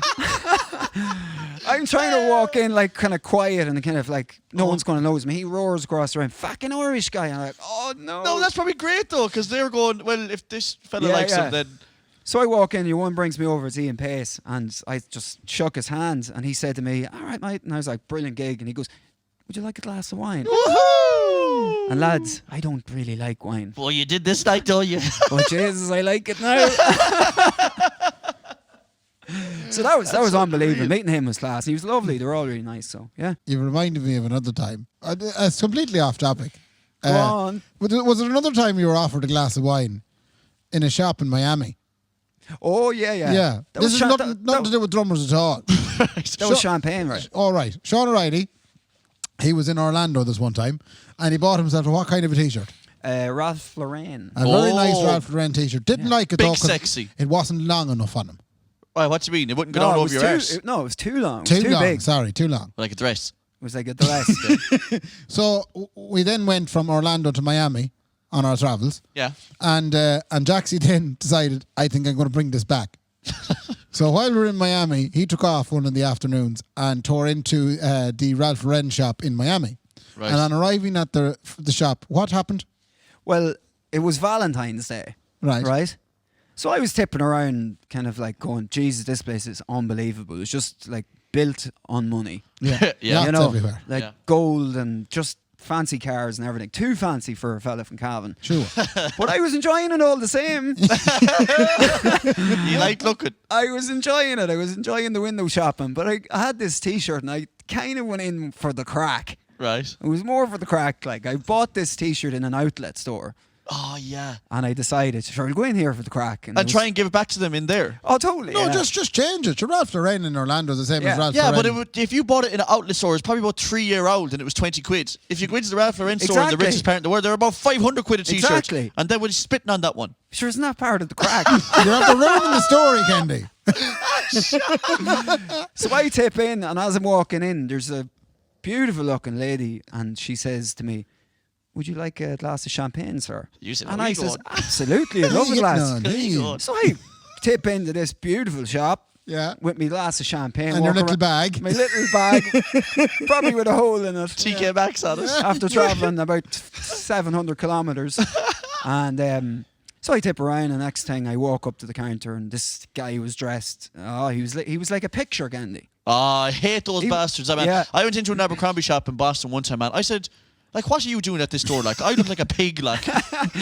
You know, there's a boy there greeting you, man, and Yeah. he's like, he's made out of stone. Oh, I look at it, like, what are you doing here? Like, I look like a fucking idiot when you get out of here, like. yeah. Well, I was a backpacker pretty much. Right, And he yeah. was like a model. Yeah. So I tip up to him and I said, "Listen, I just want to change my T-shirt. I bought a Ralph Lauren." And did you buy this in Ireland or in America No, somewhere? I bought it in America. Right, I bought okay, it up yeah, in yeah. Orlando. It would Was have been way better if you bought it in Ireland. It was- I know, yeah. I bought it in TK Maxx in Sligo there. Yeah. So I like. Oh, it was just good crack. 'Cause And, I was- and did they change it for you? not at all. Sure, that was the whole part of it. But you got free champagne. Truth out be of it. told, Yeah. you didn't go in there for the crack. You didn't go in going, this would be good. You actually went in there full in the knowledge thinking you'd be able to change your T-shirt. No, you see, this is the beauty of me being here tonight. Okay, you Because could. Ray has this narrative in his head, but I'm telling you the story. I was actually there, so Yeah. this is what happened. But we can have two versions if you want, No, lads. but Well, were you I- honestly going in? No, did you know going into that shop that you wouldn't get a change? Of course, I paid fucking. I think the I Cavan paid man. $30. So you're telling me all these years I've been under the impression that you actually went in for the crack? Ray, the t-shirts in there were about, I think, $400 or something. You were chancing your arm. They were handing me champagne. The champagne was probably worth more than He was the getting fucking handed, t-shirt. he was getting handed champagne, man, by a statue of Michelangelo probably standing outside the door, like. I'm an awful You're naive awful, boy. You're awful gullible. But the key to a good story is exaggeration. I always Yeah. say it, Ray. You know. But you see, I suppose I like that kind of crack. I suppose, and you know, obviously Dara Slack, I would have grown up with him as well, and he'd be a man for Dara Slack is a previous contributor to this here podcast. I think it was episode 10, was it, or something? Jesus, you're on the ball today, aren't you? Yeah, trying to watch out for them. I think he was on episode 10 with Josh McClory as well. Telling us Sean O'Reilly stories as well as stories of himself. But you, Sean, right, you have a story about Slack that you told me a couple of weeks ago, and I really hope you're allowed to tell it here and now, right? Oh, I'll tell it. So the Stripes were huge a couple of years ago, right? Absolutely phenomenal. And they did a homecoming gig in the Cavan Arts Centre, didn't they? In the Cavan Town Hall. The Cavan Town Hall. And this was the big, we've blown up the world. Where the Stripes, how are things? We're coming back to our own people, going to do a huge gig. It gets sold out. Yeah. Was Slack on the gig with them, or?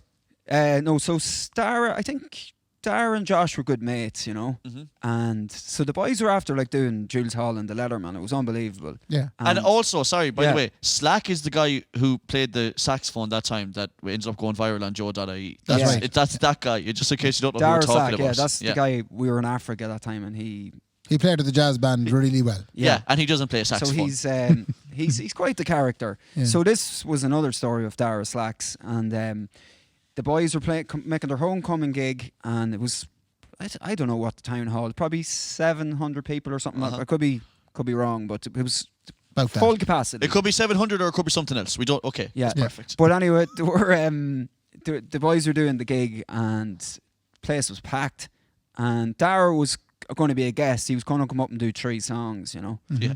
And I think he was doing a Cream song, and I can't remember what other song it was. But anyway, he had told Darcy to, you know, I'm gonna do something here, he said, but he wouldn't tell him what it was. But he wanted Darcy to be there to witness it. Darcy is a friend. Alan Darcy was in the crowd, and he would have been in Africa with us. So he tells Darcy, "I'm going to pull a stunt here. Yeah, I'm going to pull a stunt. I ain't telling you what the stunt is." Yeah. Yeah. So Darcy's in the crowd kind of going, fuck, what is he going to do this time? So he gets up with the boys, and the boys are rocking as they do. And, you know, Gig is going well. gig's going great. And Dara plays his 3 songs, and at the end of it, he decides he's a little can of petrol in his pocket. Fuck. He decides he's going to light the guitar on fire, do a Jimi Hendrix on it, you know? So he had it all planned, little bottle of petrol, light the guitar, and he had the fire extinguisher sitting beside the stage ready to go. It's going to go out, and that's going to be the end of it, and off the stage, and the boys continue. But when he grabbed the fire extinguisher, he didn't realise there's 2 different fire extinguishers, you know? Right. Okay. And There's a joke one and a real no. Go on. Sorry. so I don't actually know the difference between them, but the one that he grabbed was the one that kills electrical circuits. The dust. And it kills all the oxygen in the air. The dusty foamy stuff. Yeah, it's a big Oh my white God. foamy stuff. Yeah, you know? yeah. And when he started spraying the guitar, he's kind of going, "This is hilarious!" Like, because it's you know, it's covering the guitar in white. And then he said, "Be funny if I covered McClory in white." And then From the Stripes. Oh my yeah, Christ. so he decided to cover the whole stage and the band. Oh my.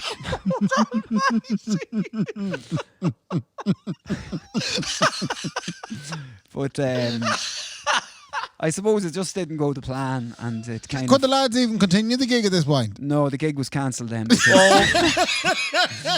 Moving swiftly on. It's not the kind of guest you want. We're going to get Slack up to a couple of songs. Okay, gig's over, lads. Sorry about that. And there was like hundreds of thousands of euros of the damage done to gear. I don't know. I no comment. Okay, wait, let's do a segment instead. Anyway, that's kind of the story of Sean O'Reilly for people who didn't know. There's probably more to it. Well, there's probably as much as we would want you to know, I would Yeah. think. He's just a very good friend of ours. He is. Isn't that facts? Yeah. And we've been wanting him to come on this podcast for a long, long time. So, fair play to you for coming on. Lads, Now, thanks. having said that, Ray, we've already shown one of our bits that we wanted to show earlier on, which was the very, very first time we ever recorded anything. Yeah. Will we get on to some of the rest of those bits that Some we've... more reminiscent. Yeah, let's do a little bit more reminiscent just to switch gears a little bit, Ray. Okay. So, what I'm going to do first, Ray, is I'm going to play one of your clips that you sent in, okay? It's probably the Windy Gap. Do you want to play the Windy Gap one first? I think the Windy Gap. If we're going to reminisce on anything, this was the first time in all the podcast that we kind of went, do you know something? This might actually be a bit of crack. Yeah. When this happened, So you thought that when we started doing this, the 2 boys are comedic geniuses, is what you're saying? no. I said when we started doing this, like this isn't going to last. But then, when the Windy Gap story happened, I kind of went, "Jeez, we might have something here." All right, okay. So this is when you thought there's Because something. there was just give me the old belly laughs. Well, look, let's delay it no longer, Ray. Here is what Ray is on about. Right. Because the priest helping them out. The priest says, "They'd never expect you coming the Windy Gap." Yeah. They'd never. You wouldn't. anyone to come up to Windy Gap. Sure, it's atrociously bad. And again, throughout the years, we'd never been known to come up the Windy Gap. Oh, you wouldn't. Windy Gaps is not somewhere where you come up. But anyway. Anyway, they came up to Windy Gap, 700 or 800 of them. And they landed up inside in Castle Bar. I'm so sorry. They landed up inside in Castle Bar and took the English by surprise. And because that's what happens when you come up to Windy Gap. This is so immature. You can take a nation by surprise very easily when you come up the Windy Gap. What episode was that? That's That very was episode early. 4. No And shagging we're talking way. about the French invasion of Killala. Yeah, that's right. A story that I did not know. Yeah. And it turns out they come up what is known as the Windy Gap in Killala. But you know what, though? I suppose it did show that we kind of have a penchant for that sort of stuff. Well, I think you can sneer at it all you want, like, but simple old dirty old rotten comedy like that, you know what I mean? Like, if you want to laugh at a Windy Gap, be my guest is what I would say. Can I ask you a question? Go on. And I suppose this is going into normal podcast territory. Yeah. Have you ever seen Love Hate? I watched like the first 2 seasons of Love Hate, I think, yeah. I Right. didn't see when your man got the shovel shoved. You know he got shovel shoved in the last episode? No, it wasn't a shuffle. I only seen the last episode of Love Hate last night. Sean, have you seen Love Hate? I haven't, no. For anyone out there who's going to say no spoilers, like, it's been out for 10 years, like, come on. Go on. Oh, yeah, I didn't think of that. No, but if you haven't watched it now, you'll never watch it. He got something shoved above. He got a pool cue rammed up his arsehole. Oh, it was a pool cue rammed up It the was Windy horrible. Gap. Is that your first time seeing Love Hate like that? I've never seen Love Hate. I hadn't seen that last episode. Listen, all I say to you is don't be shoving pool cues up. Me mammy always said this. You know, be careful when you're potting the black. That's all I'd say. The brown. What in the brown? Come here. So, and the reminiscent subject, though. Yeah. Yes, at that point, I kind of went, "Jeez, that this might work a little while." And it took something as immature as that to do that for you. Do you have any old favourite clips there yourself now? I people do have heard? another couple, right? So, this next one, right? Yeah. This is, I think it might have been episode 9, I think it might have been, right? Right. Darroch is on the podcast for the first time, I think, right? And we're trying to drag stories out of Darroch, no more than we would you or Tabby. We get to the end of it, and we're kind of going, we're scraping the bottom of the barrel here with stories. Yeah. And you brought up a subject that was your last subject, and Darroch intervened by telling a little story of his own. This is about bin bags, and I mean, I absolutely love this piece. Here we go. Go on, Ray, what's next? Is that like the bottom? I'm actually now. That's it. I'm out. Multiple bins was the last one. How confused they get when there's like loads of bins. Just rushed of it. I don't know which one is the recycling. I don't know which one is the food waste. We got done up inside Dublin there with the recycling bin had a black bag in it and they wouldn't collect it. What? Yeah. Good night, God bless, safe home.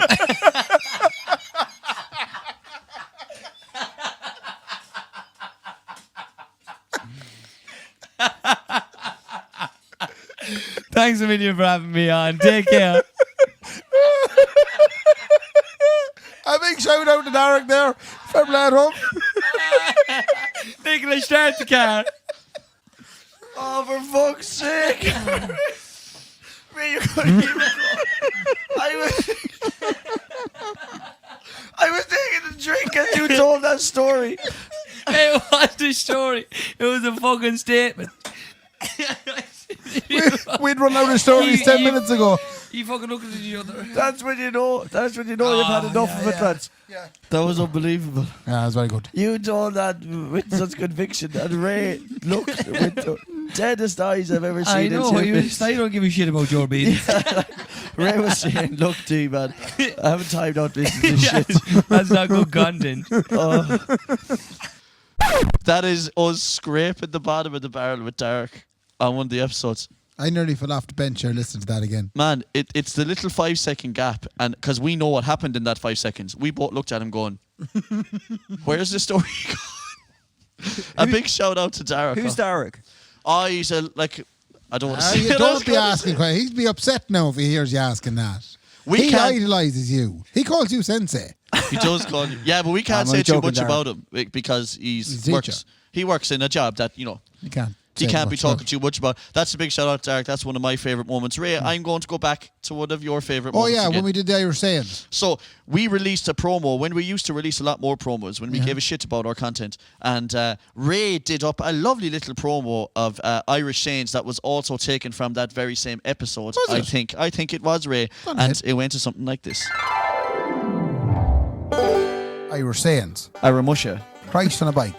Does a dog slip on line up? Sick as a plane to Lords. Bear shit in the woods. What about face like a boiled shite? He's not exactly an oil painted. My face like a melted welly. Mac Darce is another one. Happy as a dog with 2 willies. Full as a doctor's wallet. Full as a bingo bus. He could peel an orange in his pocket. How was copper wire invented? Two cavemen fighting over a penny. If a Gavin man dropped a 50-pence piece and hit him on his neck as he's bending down to get it. I'd ate the balls of low flying No, the dove. balls are dangling lower than the breast, Ray. I need a mile of her.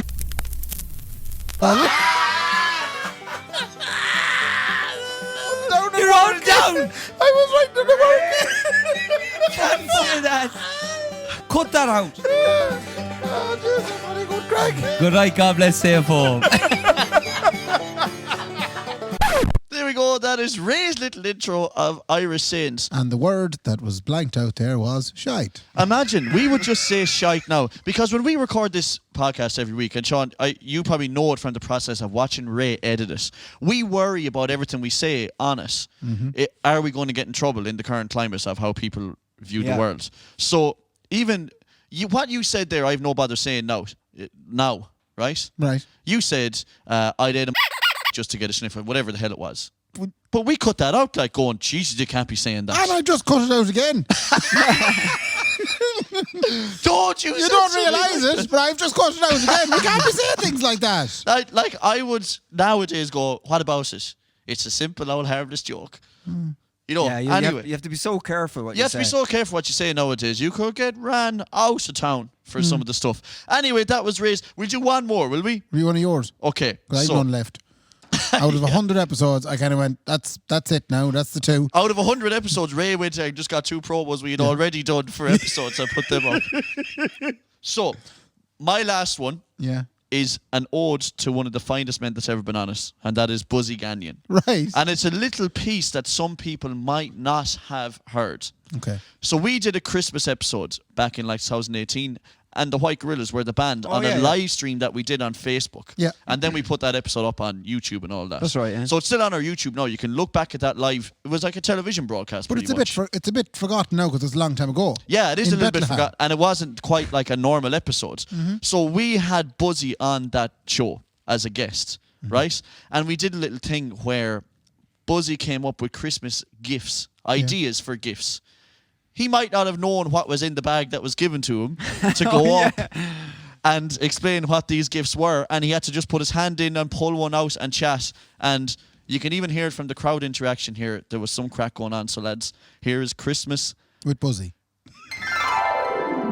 Now I have a couple of gift ideas in the bag. That you picked out yourself. Well, I had a wee look around. Okay. And you know what's in the bag, obviously. I think. Do you want me to have a look or? Yeah. Okay, all right, here we go. You definitely picked these yourself. I picked all of these. Yeah, I did. You didn't get handed a bag up the top, Brenton. I did not. No. No, I didn't. Yeah. Now, These are here all we yours. go. Are you ready? Go. Are you ready? Yeah, ready. Here we go. 1, 2, 3. So, firstly up, we have this lovely little gift, and it is 4 in a row. Now, I knew this. I tell you what, this is great for. If you're ever on the train on your way to Dublin, Right. And you know the way that the yoke does be buzzing like that back and forward over back, you man, you Aye. want tea, you want this, don't go in, don't be knowing me home.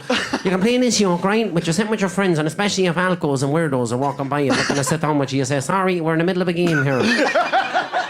And then if they say, how long is it going to be? You say, 4 in a row.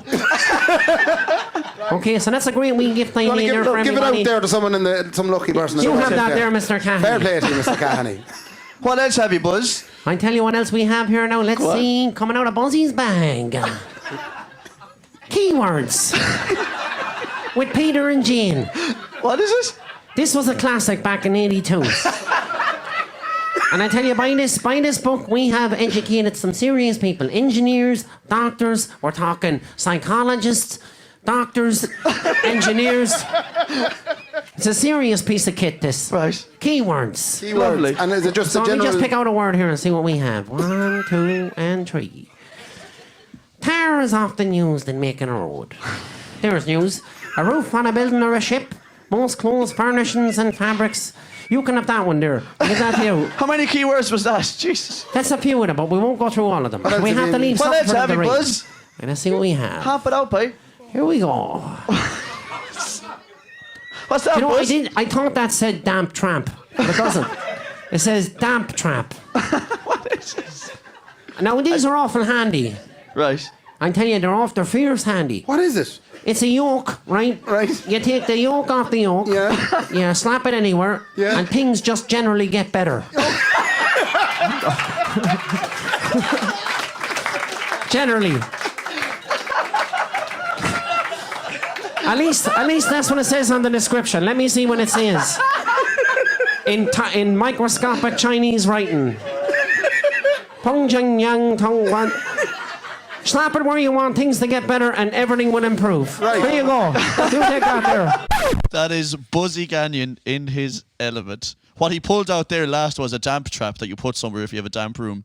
But He not hadn't just a a damp clue. room. He hadn't a clue. It was generally to make things better. And he said, yeah, it just makes things better all around. I have a damp trap now in the room. Oh, have you? I've had one since that night. Oh, the mouldy ceiling.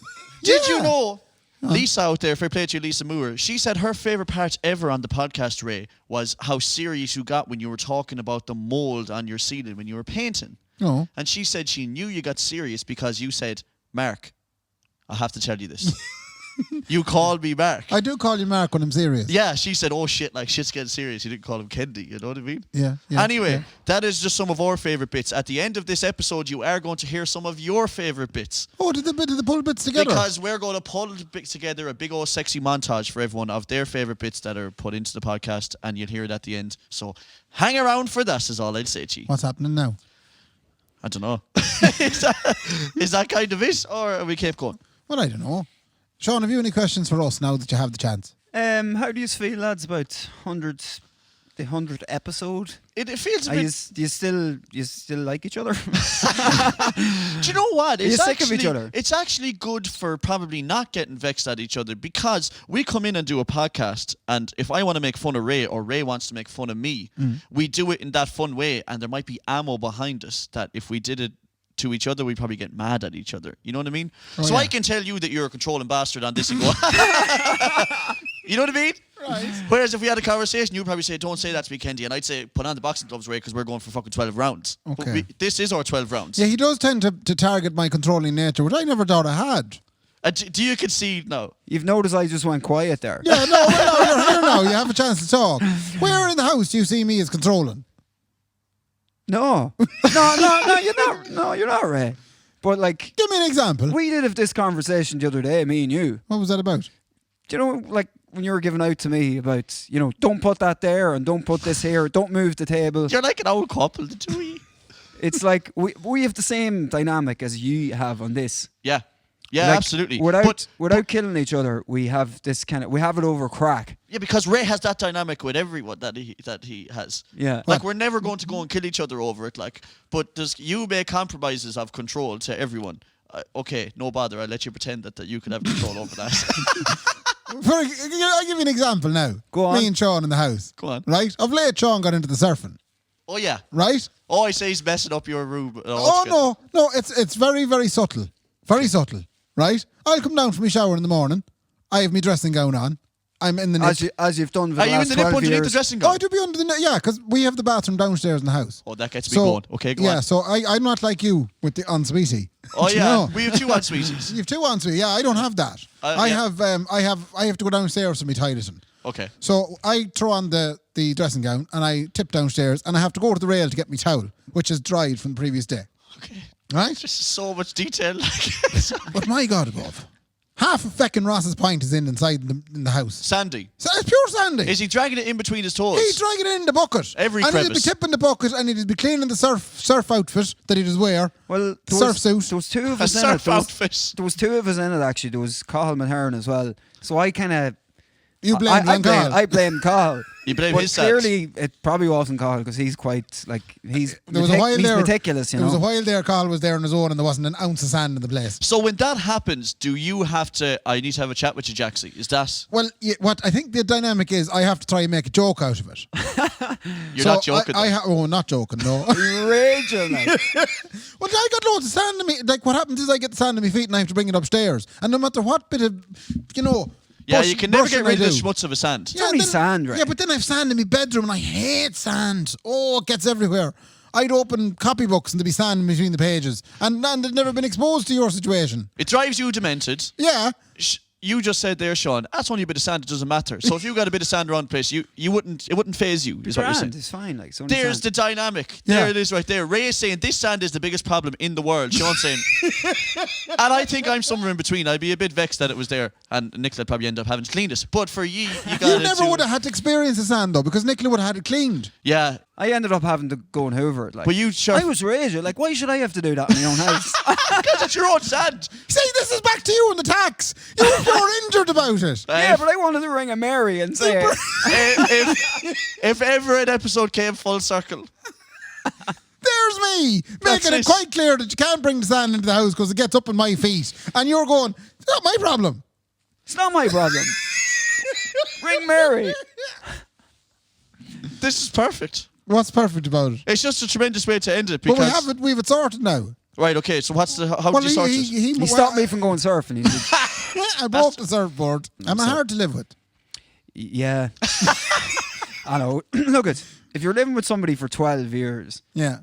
you're fucking great to live with. Would you ever be stuck for a bulb? Oh, no. Here's there's a couple of things. Ray's a creature of habit, all right? Is he? Is he? We've clarified that now. but Established that. He, like, for 12 years, Ray gets up, comes down in the robe, the same robe he's had for 12 years. Oh, I wash it He gets into the classic. shower, gets out of the shower, he dries his hair outside the bathroom with a hairdryer. with the hairdryer that he's hanging up, that he rolls up every morning. Goes up, changes, comes down, and for about 10 years he had the same breakfast, Rice Krispies Nice question. and a cup of tea. So, but he's changed that recently, and I'm finding it a wee bit difficult. Like, I've changed a lot lately. so you're finding Ray's changes lately difficult on you yeah. because you watch the same old Ray. Well, now he's working from home, Mm-hmm. so it's quite strange, like, because he doesn't leave the house, and that's shit. Woe on you. If anything, if I can say that to the two of ye, if there ever was a living dynamic that is just tremendous to both watch and works, it's the two of ye. Like, I think ye could live together. You know that show that we ran about Ray a couple Two of weeks bucks that ago? got married. The two outfellas that got married. Totally. No. You could do Not- that easy. Do you think? 100%. I said to you I would be insulted. not that long ago, if you put me up on the top of a mountain in a log cabin, in a tent, I'd kill you. I know. But Ray, you should be delighted. Half the town wants to marry Sean with Reilly, Reilly, and yeah. you could be the one that Stop does that this. now. No, I'm what he's saying. Like, Yeah, it's true. We you did could research. land a Sean Not true. Reilly. They're making it up. They're Don't not. listen. I think you're super cute to each together, if I'm Thanks being so much. honest. Thanks And so I would watch a television program on Virgin Media about you. 100% I would. Would you? Yeah, I would, of course. Living with Sean and Ray. Living with Sean and Ray. Yeah. Listen, Sean Reilly, thank you very much for doing episode 100 with us, honestly. Cheers, lads. Thanks a million. The people are going to be delighted. I have a few bits that I have to do before we go. All right, go on. This is completely off the wall, and I'm very sorry for this, Kendy. But it's I was asked by a good friend of mine, Okay. Barry O'Sullivan. Yeah. Are you familiar with Barry O'Sullivan? I know Barry. He's Yeah. size of a house. Size of a house, big man. Barry is running an interactive virtual game show challenge. Yeah. Right? I've seen that. Does that not sound appealing to you? That sounds like everyone should be doing it, Ray. Yeah, If you ask me, are you asking Kenny's opinion? I'm not Everyone just asking should your be opinion. doing it. I want you to do it this Saturday night. For sure, yeah, I'll do it. Yeah, no Will you bother. do the interactive game show challenge with Barry O'Sullivan? Yes, I will. What is the name of the company that runs this race so people can also join in if they needed to? Well, I'll tell you what it is now. Go on. If you would like to, basically what I'm saying is me and you, right, Yeah. are going to do this Saturday night. Yes. It's an hour long, Yes. right? It's not just a quiz. It's an interactive virtual game show challenge. Experience. Yeah, experience. Yes. Okay, it's very complicated. Okay. There's a thing called the Wheel of Misfortune, Right. right? I won't bet- tell you what it is. Ray, I've been living on it. Don't worry about it. But it's a marvelous show. It's an hour long, and it's tremendous fun for all the family. Yes. And friends, if you're that way inclined. Yes. And the great thing about it is you can be on a team with someone outside of your house. Yeah, they can group you together even if you're not on the same Zoom call. So if I get the question wrong, but Sean gets the question right, they can average it out and say we got the question wrong. Do you know? Let's compromise on this. You were wrong. That's kind of way. But it's a mighty yoke. It's on about 9 o'clock this Saturday night. Can other people join in, or are they still on the testing phase? No, this is the thing. Is a big one on Saturday night that is going to be open to people. Lovely. And as a result, if you would like to be included in said virtual interactive game show challenge experience, you'll have to give us a wee message. Kendy and Raybo. Kendy and Raybo. We're fucking admins now, are we? We are. You're going to have to send us a wee DM or an own message somehow, somewhere. Yeah. And as a result, then we'll add you into the Facebook group that will gain access this 9 o'clock Saturday night with all the drinks and everything. Be over 10, you'll be done. It's going to be unbelievable crack too. It is. So I just want to put it out there. If anyone would like to join us in this, he's looking for a bit of guinea pigs effectively. Yeah. You know? The second thing I have to get to, we're 100 episodes in. Yeah. We have to say thank you. Yes, we do. We have to say thank you to Brendan Stearney. Yes. For this evening, for giving us wonderful cakes to celebrate. He did. Brendan's Tierney, because young Finian has been baking, and he baked a cake of Kendy and he baked a cake of Raybo, and they're just delightful to look at. I don't even want to ace it, Ray. It looks so beautiful. I've already started mine. Ray's halfway through his already. It's a beautiful looking cake. Beautiful looking cake. Fair play to Brendan for all he's done for us. Because the one thing I will say about Brendan is, and I'll keep this one short, is that there is actually times where we were touch and go whether we were going to keep going or not. You know, like we took breaks. They were going, geez, I don't know. He said, settle it. Get it going, get it out every week, and push it. And now we're making pound out of it. Yeah, and now we're as excited about doing this every week as we've probably ever been, which is great because there was some rough years there. So thank God, fair play, Brendan. Yeah, we have to thank Anderson's Tremendous Event Centre, Marvellous Food Items. Yes, we do. Connie's in the background here.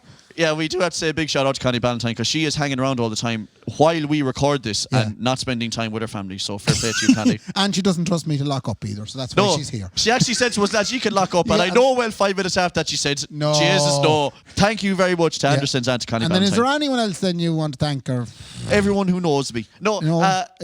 Everyone who listens every single week and who interacts with us every single week. That's a big one. The people who message us on Facebook and on Instagram and all that, and that's brilliant because then we know it's working and it gives us drive to go, that person's enjoying us. Right. Otherwise, it's just a number on the sheet that you tell me every week that listened, you know? Yeah. So, fair play to everyone who does that. And outside of them, what about the Marvellous Mrs.? A big shout out to Laura's Kylie and to Nicholas Owens, my fiancé. Yeah, you have to give them a shout out. Yeah. Do you know they put up with it? Well, they listen every week, which is always, troublesome for us because we don't know what we might have said on that might get you in trouble. Yeah. So they're very, Are you surprised you still have a fiancé? I kind of am, if I'm being honest, but I'm always one for testing the boundaries. Right. So watch this space because I'll keep testing her limits all the time. I'm following your example. Oh, Jesus, don't. So, and all the lads that Derek and Shawnee B and the pet shop lad who we can't remember his name and Noel Kenny and there was Dara Slack, Josh McClory, all the boys. Oh, there's loads. Ben Reilly. Is there anyone else? Oh, there was 100 lads that were on. Ben Tang as well. Yeah. Fair play to everyone who's been on, everyone who's listened. Fair play to Sean and Reilly for joining this time. Do you think we'll do 100 more? Oh, I'd say we'll do 100 more. I'm in this for the long haul, Ray. Let me tell you that.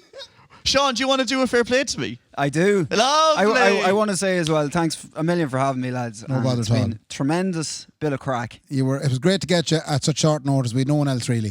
So well, clearly. Considering the lockdown and the fact that it's bubble and everything else, it was very hard to find a guest that a while. The fact we lived in the same house. That was pretty much limited choices. Lads, fair play to everyone out there and a big fair play to me. Fair play to me. A fair play to me. Good luck. Good luck. Hello and welcome to the Kendy and Raybo podcast. My name is Raybo and I'm joined here with my long-term partner and colleague, Kendy. Episode 2, Ray. Episode 20, lads.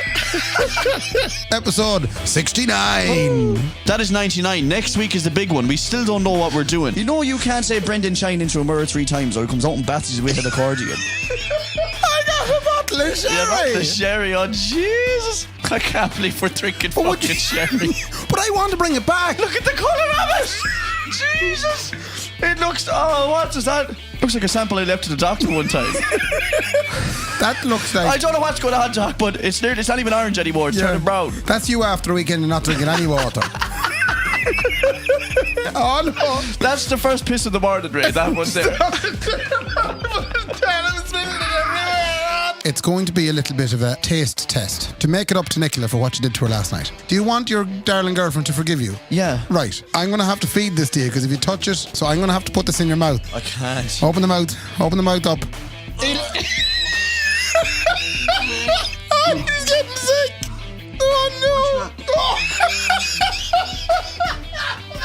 Jesus. Why would you do that to someone?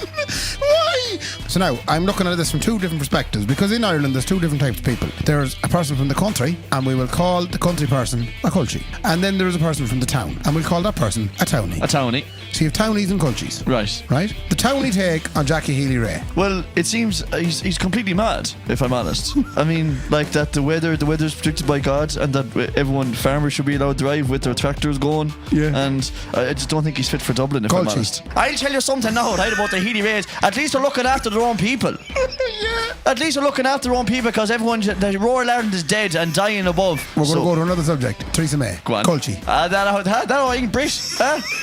I know, Brit, you think I give a shite? And it's on the RT News every feckin' night I'm looking into Theresa May's gob.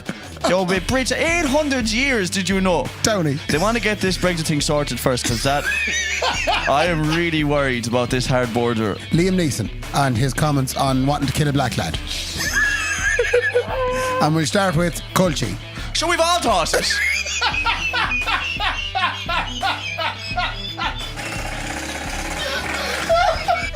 Buzzy by name, Buzzy by nature. And 39 years in the business. Now look, we all know about the illustrious career I've had. There's no need to bring that up again. Okay. You'll be a very humiliated person, like. Well, the front page of the Champion. 74, 79, two front covers of the Weekender, 86, 97. Right, and I also got into Sligo Weekly. I got two front covers in that, and I tell you lads, I couldn't walk the town for 3 weeks after. I'm telling you one thing, you wouldn't go from anywhere, from Carracusha Clyde right up as far as Knocknarea or any of those places. I was massive. Yeah. You understand the level we're talking about here?